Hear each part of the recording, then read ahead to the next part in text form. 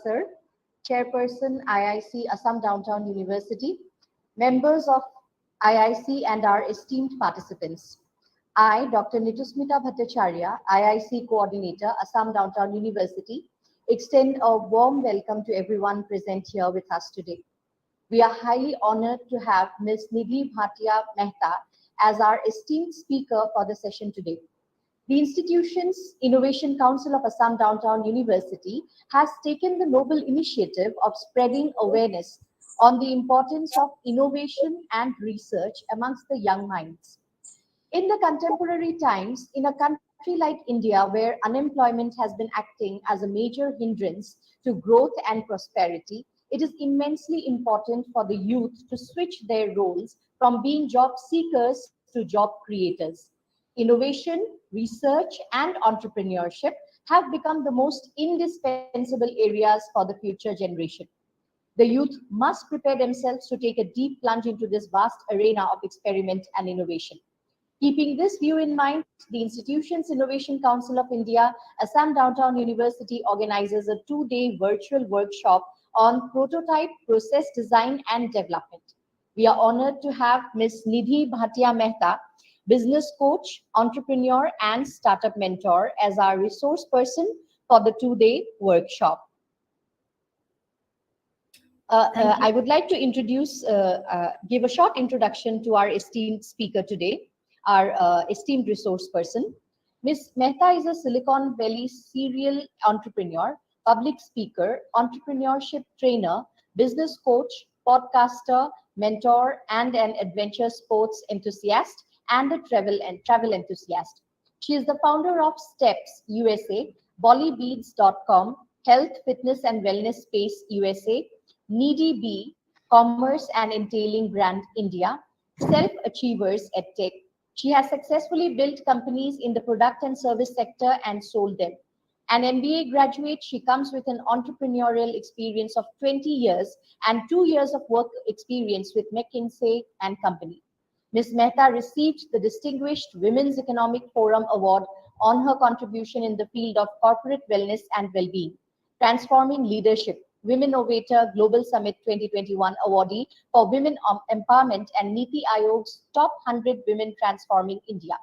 She has been the National Awardee for Social Achiever by the National Foundation of Entrepreneurship Development and the Global Women in Leadership Award 2022.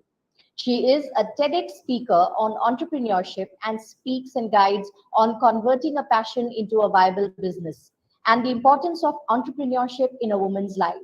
Her work portfolio includes UN Women, Do School Germany, Branson Center of Entrepreneurship, 36 government Atal incubation centers across all Indian states, VHub Telangana government, Lal Bahadur Shastri National Academy for Administration, Manipal Bionest Incubator, Startup Oasis for Rajasthan government, and more.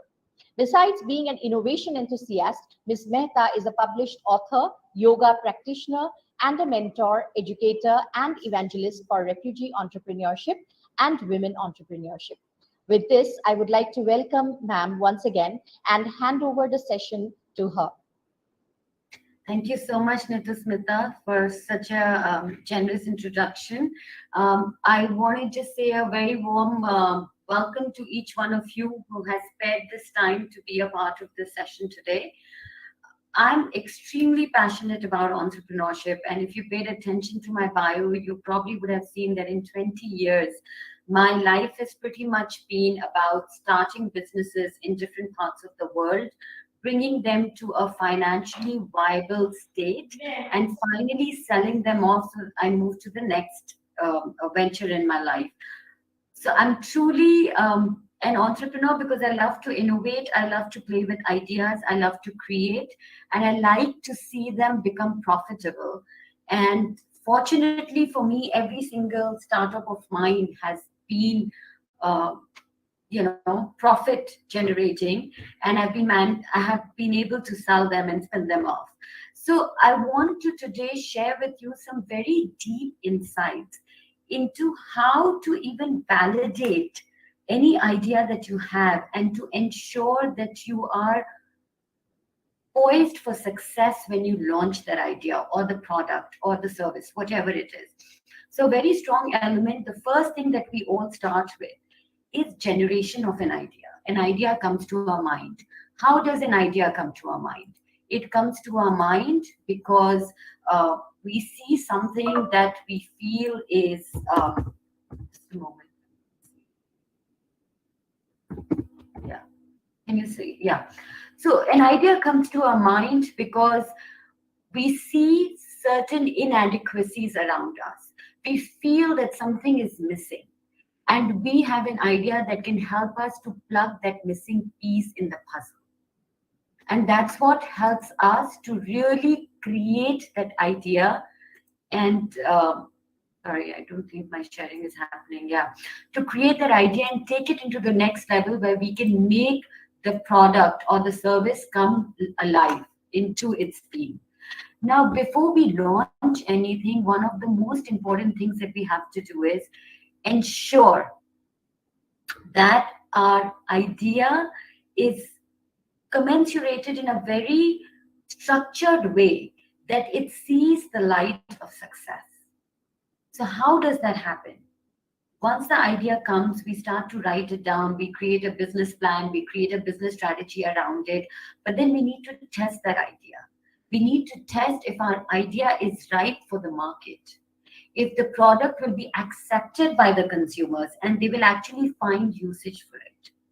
We have to test the product and see that the people that we really want to impact through a product or service, are they actually going to be impacted in a positive way, or are there elements of things that are missing in a product that needs to get fixed? So that creates the need for creating a prototype, because a lot of money, time and effort goes into building a product. Lot of time. Sometimes people spend 7-8 years of their lives just working on their startup and trying to launch it into the market. And 7 years is a long time. And one of the key things, if you are studying entrepreneurship or you read about entrepreneurship in today's world, you'll realize it's all about time to market. So we want to make sure that we can create a prototype really quickly, test it in the market, and once we find an approval for it, we can quickly build the real product in the way that it is supposed to be designed and launch it in the market to have the first mover advantage and to capture the market size. That will really ensure a huge element of success for your business. What I want to request with you while I share my presentation with you all and teach you all or give you all some important tips about how to create a prototype. If you have any questions, either you are completely new to this concept, or you're already building a prototype and you found certain challenges while building it, or you want to know more about how this happens, please put in your queries in the chat box. What I'll do is I'll try and finish this my presentation within 25 to 30 minutes, so we can discuss some of the questions that you all have, and so that for the benefit of others, everyone can find some answers to whatever they may be thinking or wanting to ask. Right? So please feel free to keep putting it in the chat box. Now, one of the most important parts of creating a prototype is creating a prototype with a human-centered ethos, so that it is catering to your consumers. It has to be human-centric, so people can actually see how it is going to be used and what it is going to be like when they start to use it. So what exactly is prototype development, right? Basically, a prototype is a scaled down version of the product that you actually want to offer. So let's take an example that you want to offer, let's say, a marketplace. So that's your idea, that you're going to have a marketplace where people can maybe offer their services, freelance services, to the entire global platform. Right? And there is a way in which this entire platform is going to function or work, by way people can search for certain services they are looking for, find experts in the field, book their services, make the payment, and be able to leave reviews or whatever, testimonials that they want. Now, if you start to build this entire marketplace, it's going to have a minimum investment of at least 60 to 70 lakhs, right, to build a good, robust marketplace. And it's a continuous space for improvement. So a lot of money goes into it. You need a huge technology team which is working on that platform. Then, besides the money to fund that entire tech platform, you also need a lot of marketing to be done. How will people know that this is a platform that exists for this service? So that means you have to have a huge marketing budget. You have to get out there, advertise about it, so people come and start to use it, and it starts to get really used and endorsed. Now, instead of spending all that money altogether, what we can do is we can create a simple scaled down version of that website or platform, which can have some important and very specialized features that are intrinsic to that marketplace, that basically will give the consumers a complete reflection and taste of what the marketplace would actually be like, how it's going to flow the user journey, and which can give them a basic sense of how the process will be, how fast the website moves, what kind of services are there, and they can test those attributes as per the requirements that they have, right? And we can collect feedback from them as to how the experience was. Did they like the user experience? Were the colors good? Was the process in which they had to find the service, was it easy? Was it difficult? Did it make sense to them? Did they get stuck in the payment section? What was it? All these feedbacks, once received, can help us to further refine the platform and keep testing it till we get the feedback from the customers that they loved the portal and they feel that they're going to be able to use it seamlessly and it's going to add value to them. And once you get that approval, that's when we know that our product has a market fit. That's the product market fit, which we're going to do tomorrow. But developing the prototype means creating a simple, smaller, scaled down version of what your actual product or service will look like and testing it with a small focus group of consumers who you think are going to be using it, collecting feedbacks from them so that you can understand how this functioning is working with the consumers. Okay, it's a very, very important aspect of it. A user-centered design means that basically you are going to work with your users, with your customers, potential customers, that you are going to create your prototype based on what you think your customers' requirements are and build that to test it with them. Now, in a prototype development, what are the different techniques that we can use? What are the different kinds of prototypes we can have? One, you can have a simple sketch. Now, supposing there is a car company that wants to launch a new car in the market. What do? They first create a prototype. How does the prototype start? It could be just a simple sketch from their car designer, who sketches the design of the new age car that they want to launch. What kind of a body will it have? What kind of features it will have? They'll sketch it to see what will the aerodynamics be, what is going to be the size of the car. All of that comes into reality as a sketch. So the product development team can understand what product is going to look like. Now the team can release the sketch onto a closed focus group to understand, do they even like the car, the design, the aesthetics, the features or not, before they start to actually build a physical prototype of the car. So one of the prototype techniques for a product development or a product-based business could be to create a sketch of it first, right? Of what will it look like, to give clarity to your mind and to your consumers what the product is going to look like. The second technique could be a simple paper interface. So you could pretty much make a flow chart of this is how the whole function is going to work. So somebody is going to come to my website, which is a portal. When they land on the website, this is where they move. They see the menu category. This is how they move down, where they see the subcategories, the different services offered, how to match it with the experts in that field, how to look for the right people with your price budget, find them, send them a query. If you like it, then seal your actual requirement and go to make a payment.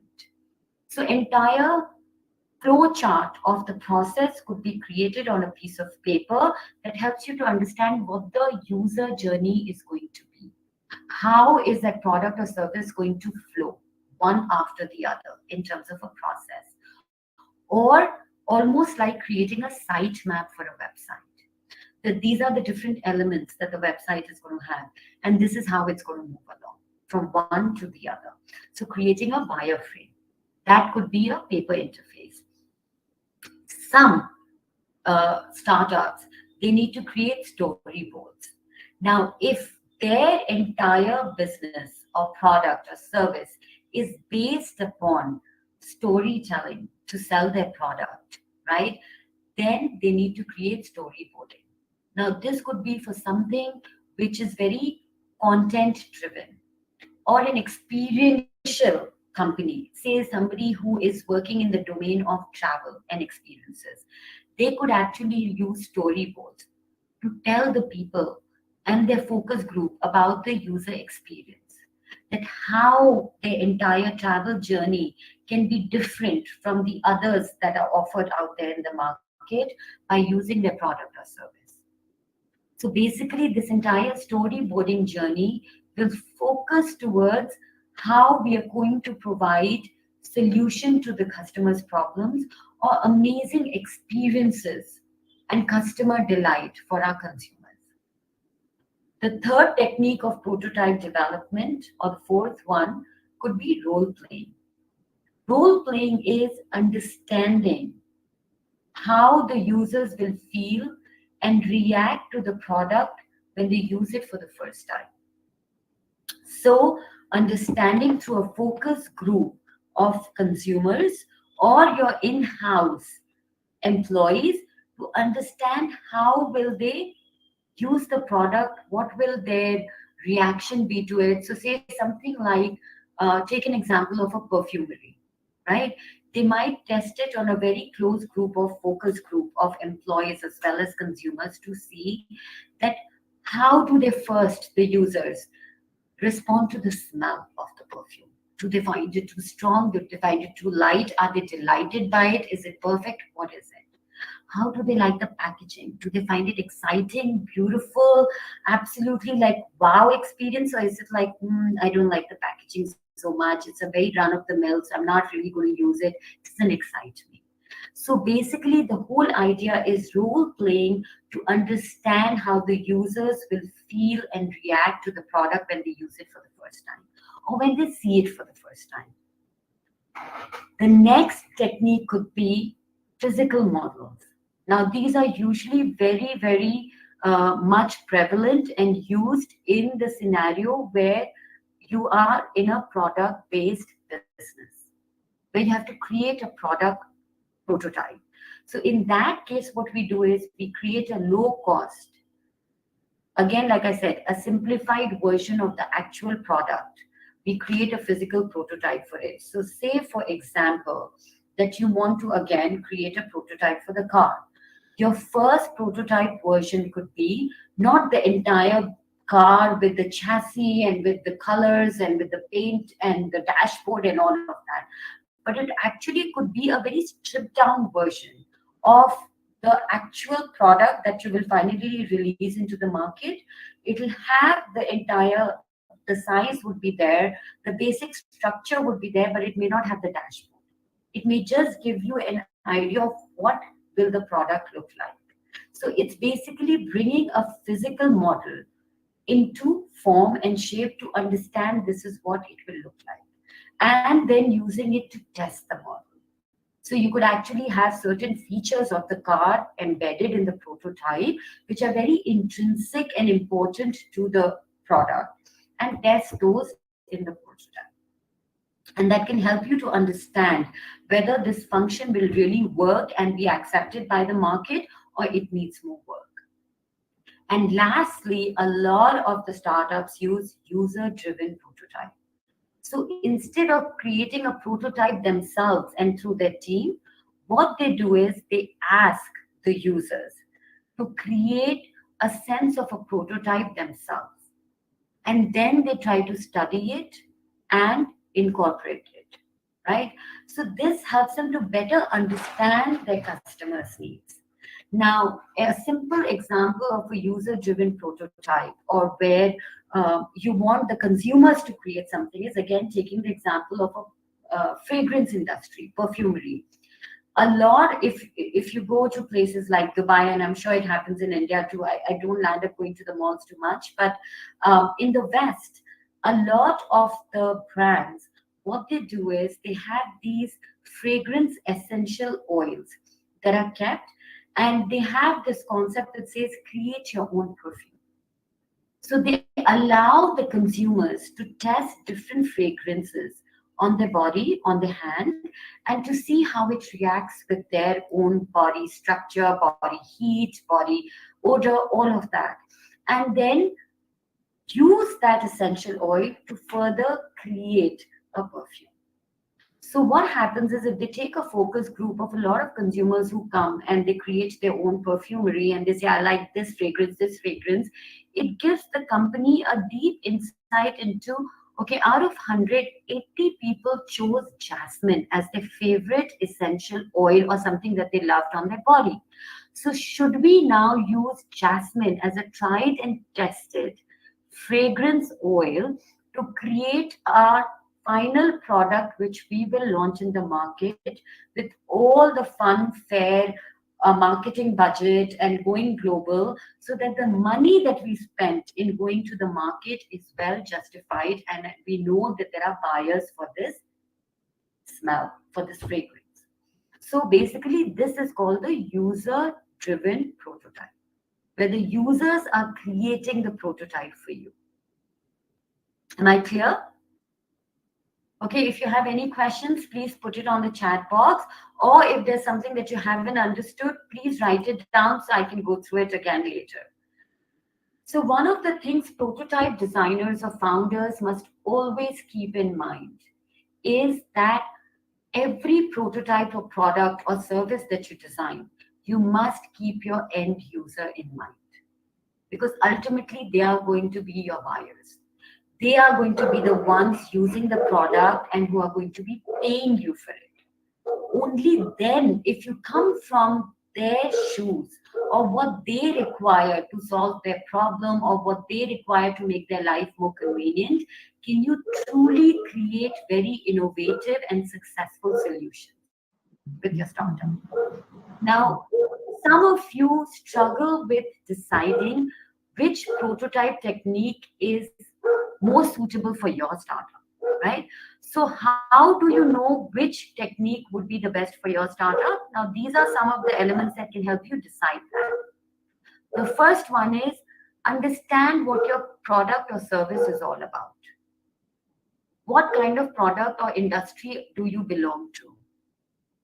Then what I would suggest is you note down all the key components of the product. So if yours is a tech product or something which is like a website or a marketplace that you're going to launch, then put down all the key components of that marketplace or the website, and everything that is really key that the consumers will actually use, and that is an essential part of that marketplace.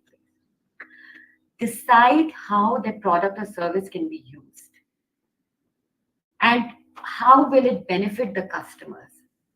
What is the unique selling proposition of that idea or of that prototype or product?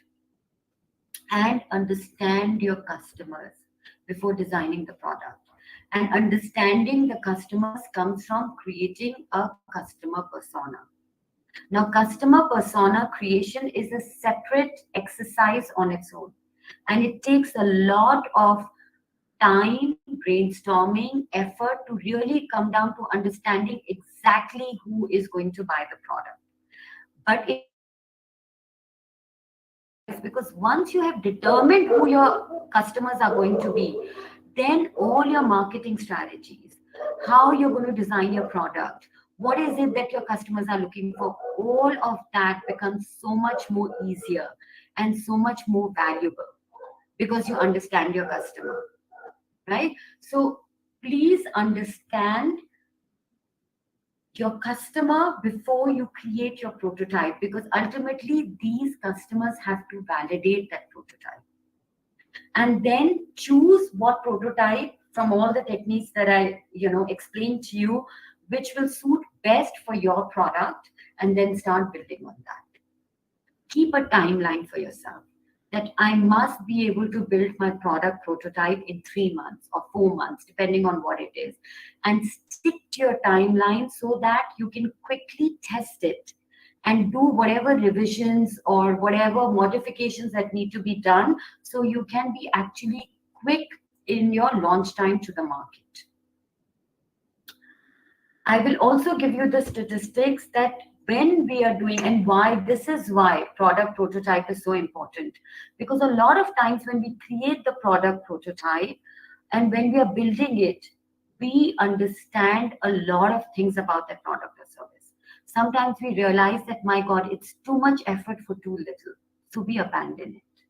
Sometimes, or we tweak it, or we pivot to to another version of it, or you can make quick changes in your idea to say, okay, fine, this is going to be cost prohibitive. What can I do otherwise in that same segment that can make it simpler and easier to launch into the market? But the good thing is, when you create a prototype, you have invested less time and less money into creating it. So even if you have to pivot or revise, modify, or even abandon that idea, it happens at a much lower cost than it would have had you launched the product completely into the market. Right? So a lot of the time startups realize that this idea may not be worth pursuing, because when you deep dive into it, you may also realize that there are better players out there in the market, or the margins for this product are going to be too low, so it's not worth being in this segment right now. Or sometimes you realize by creating a prototype that while your idea is amazing, but maybe it's too advanced or early for the market, and the market cannot accept it right now. So you have to wait. And that's when you can shelve it and decide to come back to it later.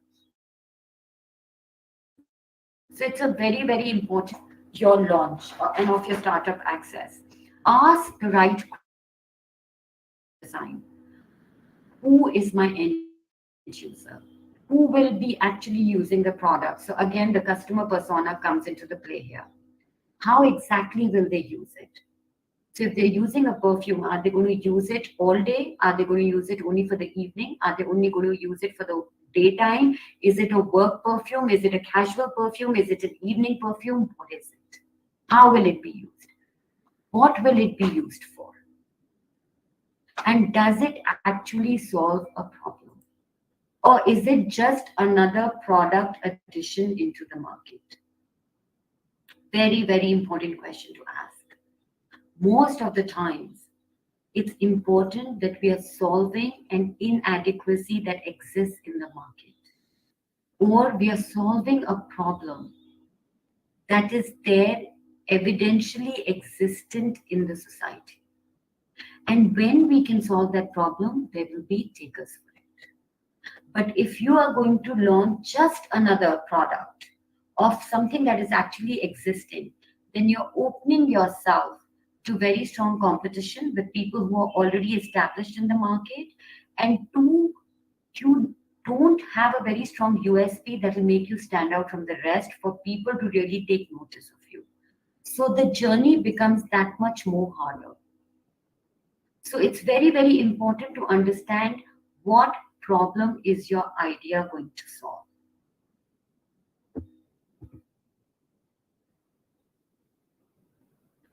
So how does a sample prototype workflow happen?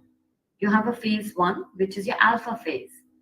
This stage is the initial stage for the development of the prototype, right? You've come up with an idea, maybe you create a sketch, and at this point, you create your product requirement specification. And you're going to work as though this is a sampler version of your final product. Then comes the phase two, which is your beta version. Here comes where we incorporate all the design refinements that We saw in the alpha development that you put it on paper or you put it on your flow chart. We start to now create a full-on design incorporation into it. Then we look at any errors that we may have seen in the alpha stage and we try to overcome or remove those errors and try to bring it to a good prototype development stage. And phase 3 becomes pilot production or testing of the product or service. This is where the design is actually moved to the production stage or the sampler making stage. It is manufactured for the product, the sample, and it is released initially to a regulated focus group or a certain group of customers to test with them and to collect feedback from them as to what their experience has been using that product. Now, what are the benefits of prototype design? Some of the very key benefits, as I've already explained before, is one, it reduces your development time because all the changes, modifications, revisions, tweaks that you need to do, you can do it at this development stage prototype. It's one, very inexpensive, much more inexpensive to do it at a prototype stage. Two, it's just one or two product samples that you're working with. So it reduces the development time and you can have a lot of resources dedicated to building that design, that prototype. Three, it improves the quality of the product or service because you're continuously refining it based on the customer feedback. So you can really come with a very good accepted range of product by the customers. It increases your sales because when you're going to launch something into the market that has already been validated by the consumers or a focus group, then the chances are that they're open to buying or using that product much more and much faster when you launch it, which means you already have a certain group of people who are willing to endorse your product or service and start buying it, which increases your sales. And it maximizes the usage or the usability of the product. Okay. And then comes lastly, what is the importance of the prototype development? So while I'm here, I would like to stop and ask if you have any questions so far before we take to the last part of the slides of the presentation. Is there any question any of you have with regarding to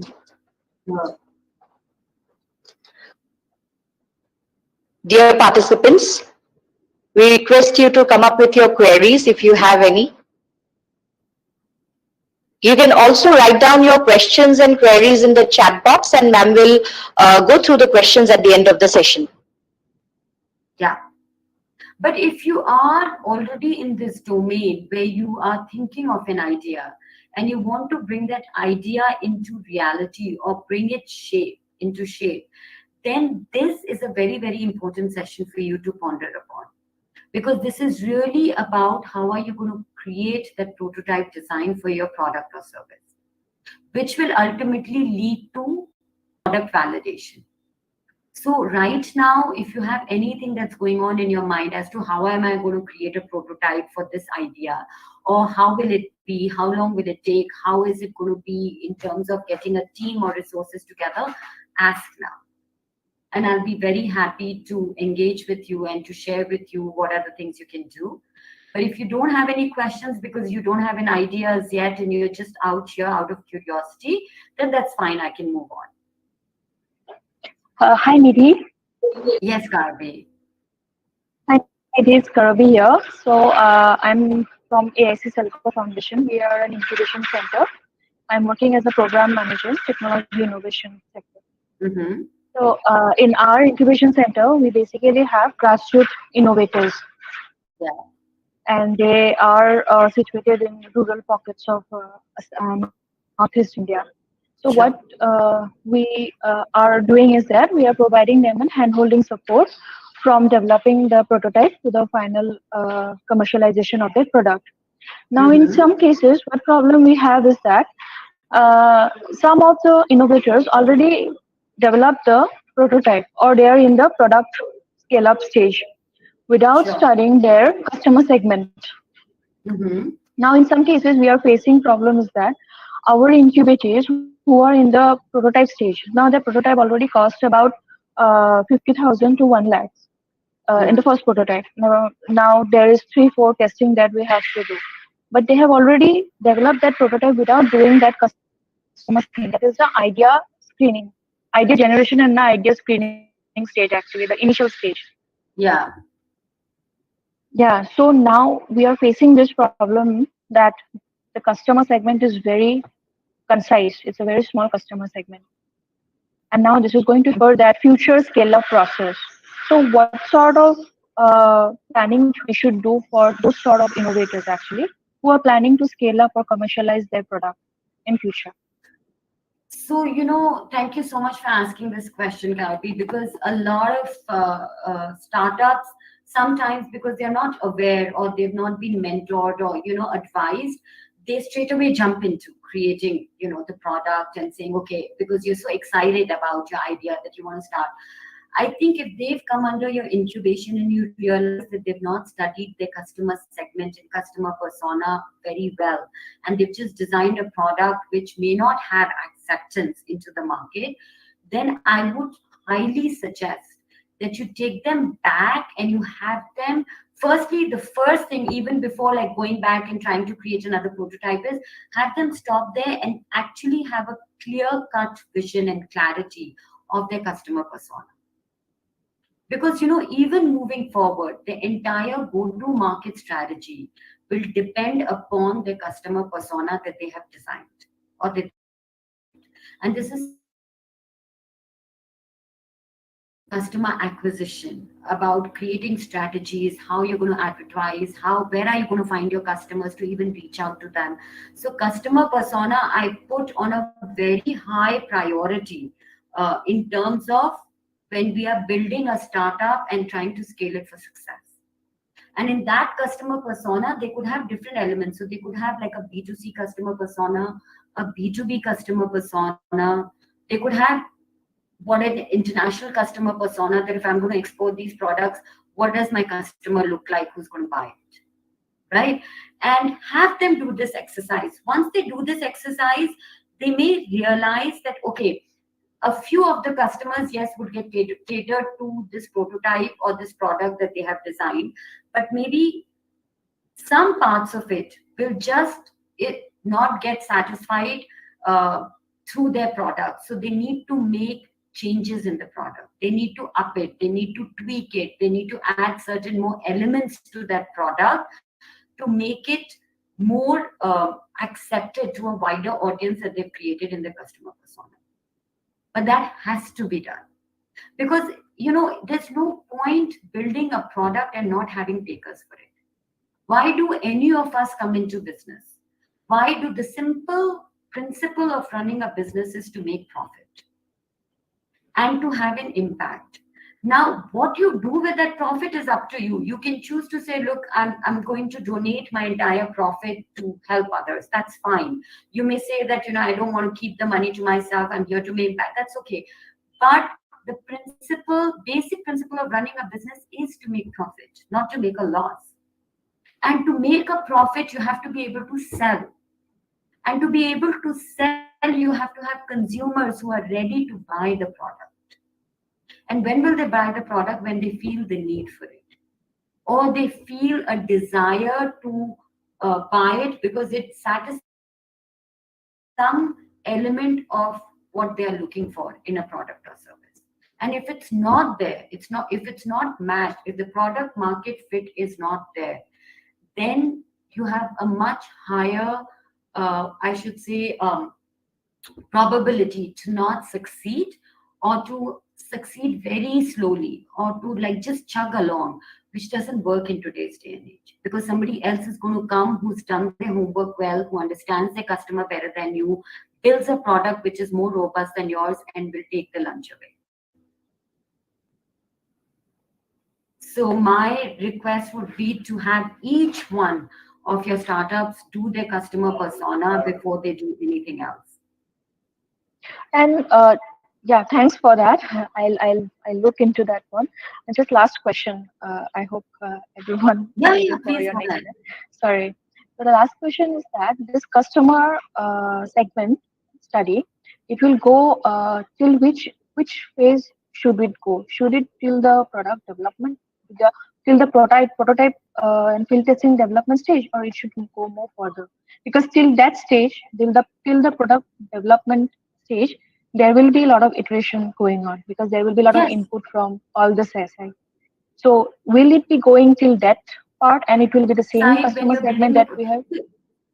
See, initially what happens is it's very interesting. The whole journey of a startup is a constant evolution, right? So what we start with is not what we land up doing actually. When you look back after 8 months or 10 months, the project has completely evolved because you learn as you go along that maybe certain people your customer base, right, has actually changed over time because you started to see that you're getting traction from a different set of customers. So you change your customer persona. But to start with, once you define your customer persona, this usually stays with you in the initial stages for you to even create robust marketing strategies and launch strategies. It's all connected to your customer persona, your advertising, your content, the way you're going to position your products, the way you're going to talk about it, which platform should you be present in, where should you put your money, how are you going to find your customer. It all is based on you defining your customer segment and the customer persona. And while it may change later as you scale, and like I was telling you, different uh, elements of customer persona may come into being, probably what you started with will stay on. And you might have additions made to it because now you're scaling. So while initially you may not have been catering to say B2G, which is business to government, maybe now your product is in a stage where you can cater to the large tenders and bigger orders from the government. So now one of your customer segments is going to become governments. So then you're going to create a customer persona on like, okay, which uh, department of the government am I going to target? It can't be the entire government. Which states are really promoting this particular product inclusion, that I should only target those? And how do I go about it? What will my customer who's going to actually write the product order for me look like? What designation does this person have? Where will I find him? What department would he be working in? All of that will come into play. Yeah, got your point. Thank you. Thank you so much, Nidhi. Thanks. Thanks And for in asking fact, the question. So I'll move ahead. So just to summarize everything, the importance of prototype development, like we've been talking, and as Karabi also mentioned and asked, it will essentially help your customers to see this product in the initial stages before you really go and launch it in a big way in the market domestically or in your community or globally, and to ensure that this product works as per the customer's needs, requirements, and satisfaction. Also, the important thing about prototype development is it helps the businesses to identify the errors, the bugs. So you see a very common example that I'll give you is, most of you will be able to relate to, when Google was launching a different user experience version, right? UX design of its Gmail. It ran a beta version for a long time. And as a customer who uses Gmail a lot, you would get this, that this is the new version. Would you like to transition to the old version or stay here? Right? So some of us who are not used to, like, we don't like new things or new way of technology, you can say that, oh, I want to revert back to my old version. So they gave you that option. But people who stuck to the new version, then they got questionnaires where Google asked them, how do you like this new beta version? Do you like the colors? Do you like the functionality? Does it make filtering easier for you? Did it make searching for emails easier for you? All of those questions to help them understand that, does this new design actually, is it loved by the customers, or customers are not liking it, so they are reverting to the older design. So that is where it helps the business to identify these errors and bugs before the product is rolled out into the market. Because if you roll a product out without testing it with the customers, you have the, what should I say, there is a chance that the customers don't like this new version and they stop using it and move to your competitor. And you don't want to lose your customers, because the cost of customer acquisition is so high in today's world that retaining customers is as, if not more important than acquiring new customers. And lastly, one can easily identify when we get feedbacks back from our customers, we can identify what are the missing pieces in that puzzle, in that prototype. Some functionality, some customer might come back and give you a feedback saying that I wasn't able to search easily for products on your website in this prototype. So that functionality is missing, and that will immediately make you say, oh, I didn't think of it, or the algorithm didn't work. So we need to go back and rework on this, right? And fix it before we launch it fully into the market with the larger base of consumers. So make it better, focus on the user's problems, create your prototype, gather user feedback, and then make revisions, iterations, whatever is required till you get full user approval and you know that your customers are really enjoying using that product or service. So with that, I come to the end of my presentation, and I come to the end of everything that I wanted to share about prototype process and how to build a prototype for a product or service. And again, every business or startup idea will have a very unique way of building their prototype. A service industry startup will have a very different prototype design or flowchart than a product-based one. So you have to pick, like I said, which industry do you belong to? What exactly is the space that you're in? Who are your customers that are going to use it? And based on that, then you create your prototype. Okay. Please remember also, understanding your user and customers is why it is so important. Is now, like Arabi said, right? If the startups in her incubator are mostly working in the rural areas, then anything that they create as a prototype design should be something that is usable in the rural areas. So if that particular village doesn't have electricity and you create a prototype that can only be run through electricity, then it is of no use because they can't use it. They can't test it, right? So keeping your user base in mind before you design is very important. If you have a website which you are catering only for people living in rural and tribal areas in Assam to be used, then understanding that they speak only Assamese or a regional language, not English so prevalently, which means your website or your information needs to be in the regional language that is understood by them, in that dialect.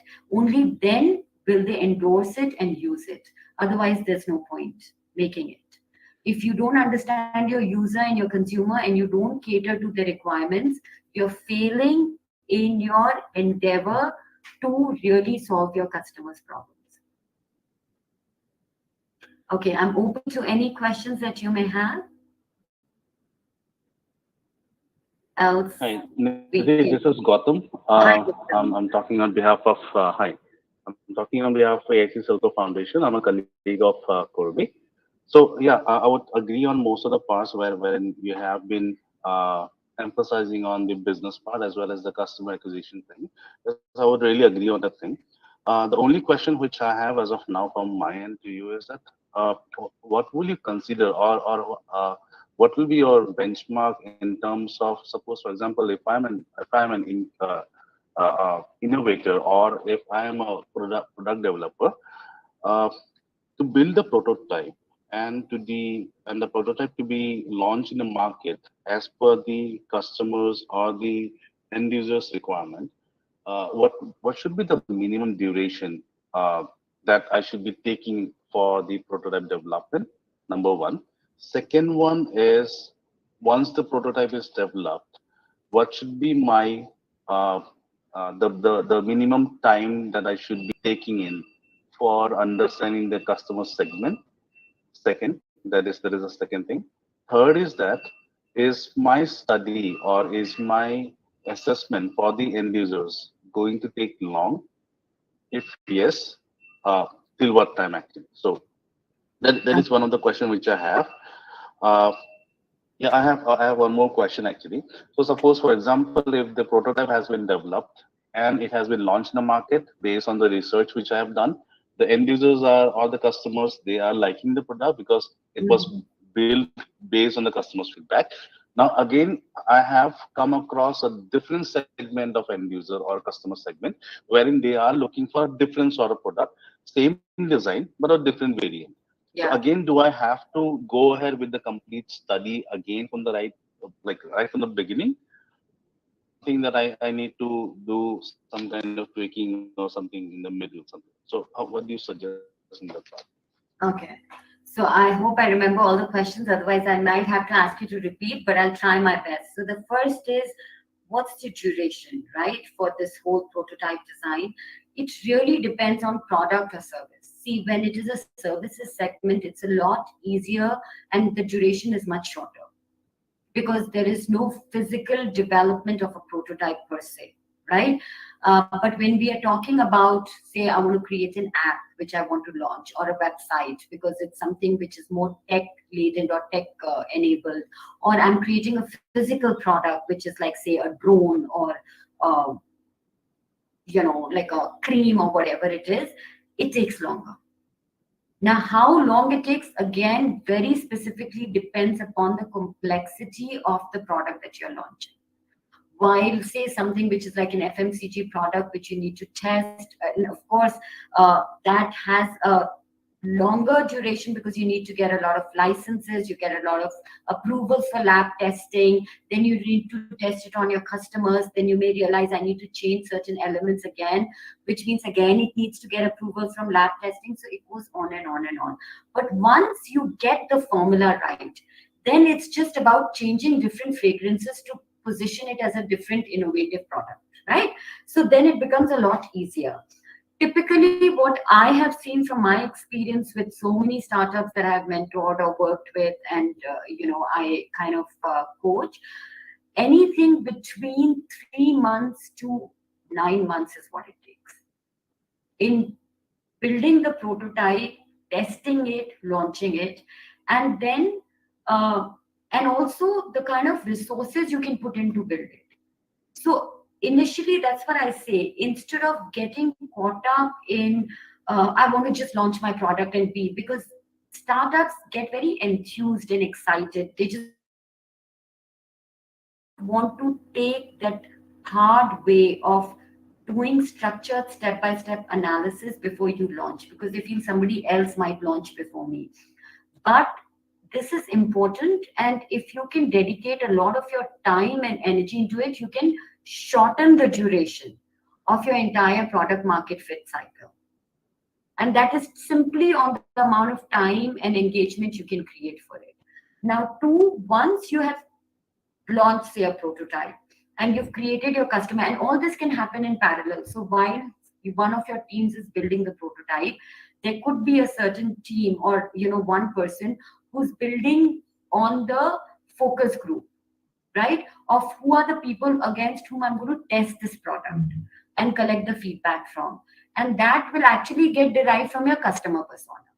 So customer persona is the key to really even deciding whether your product is accepted in the market or not, and to develop that focus group for your testing. So you have to have somebody build your customer persona, or the leadership team builds that customer persona in parallel while the product prototype is being developed. And then they start to launch it and test it with these customers. Once that's done, again, this is a part of tomorrow's session, how we collect that feedback, how we analyze it, and what is that ideal percentage approval rating. When you say, yes, at this approval rating, now I am assured that my product is well accepted in the market and I'm ready to create the final product for launch. Okay, so that hopefully has answered the first 3 questions. Your 4th question was that if now you have, so you launch, say, the product successfully with a customer A segment. Now you've got a customer B segment who has used that product or who likes that product, but they want a maybe more enhanced version of it, or they want some extra features added to it. No, so you don't have to go and start the exercise completely. The good part is now you already have a successful product that's already launched and seen by them, like a prototype. Now all you need to do is, on that product, build certain more functionalities so that they can test and say, okay, yeah, this has all the elements and we want it, and that places an order. So if you notice, say Microsoft or any of the softwares, right, they always have these new versions, updates that happen. And that happens based on certain functionalities or certain feedbacks they are continuously receiving from their customers. That says, oh, I wish it had a better camera. I wish it had less crashes. I wish it had faster camera speed or whatever it is. So the team is continuously working to enhance those features so it can be marketed to a certain segment, catering to what their wishes are. And if it's a completely new product, let's say I was selling creams, facial creams, and L'Oreal was one of my customers and they were outsourcing and buying it from me, but now they also want fragrance. Now, fragrance is a different, completely product in itself. Then yes, you have to create the product fit. But the good thing is now you already have a customer group because you know that the person who wants you to build this product is L'Oreal. So the only person you really need to test this product with is to start with L'Oreal because they're going to be your big customer. And the moment L'Oreal approves it, you're good to go. You don't have to test it with a separate customer group and wait for like 100 people's approval. No. One approval and they say, yes, this is good to go, and you're good to run with your product. So again, it depends on which category the product will fall into to understand whether they need to develop a prototype from scratch again, or whether they need to just make enhancements to the current product to be able to offer it with a new product positioning. Am I clear? Did I answer your question? Yeah. Thank you. Yeah. Thank you, Lily. Thank you. And tomorrow's session will have more about the product market fit. So yeah, that brings me to the end of the session. Nitusmita. And if any of you have questions you were shy to ask or you wanted to think about, I'm going to be doing a session again tomorrow. So you can always bring in questions from today and we can maybe use the first 10 minutes to answer those queries before we move to the next part of product market fit and how to achieve it.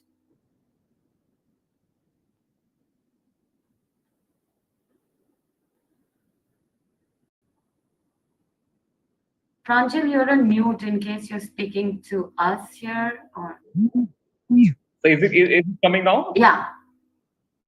Okay. So what I was telling is that the students, if they are hesitant or unwilling to ask questions directly to you, they can put it across us, and definitely we can communicate with you, right? Yeah. So that can also be done. And it was a very informative session, and hopefully our students and the participants got to know a lot about the prototype development and development process. And definitely we'll move to the next session tomorrow on the value proposition fit and the market fit, right? So that can be taken care of tomorrow. And although we have discussed a lot of validation part today itself, so let's wait for tomorrow, and hopefully tomorrow will be another wonderful session with you. Yes. Thank you so much. Thank you for joining us. Thank you so much, Pranjal. Thank you. Thanks, everyone. Pleasure. Thank you.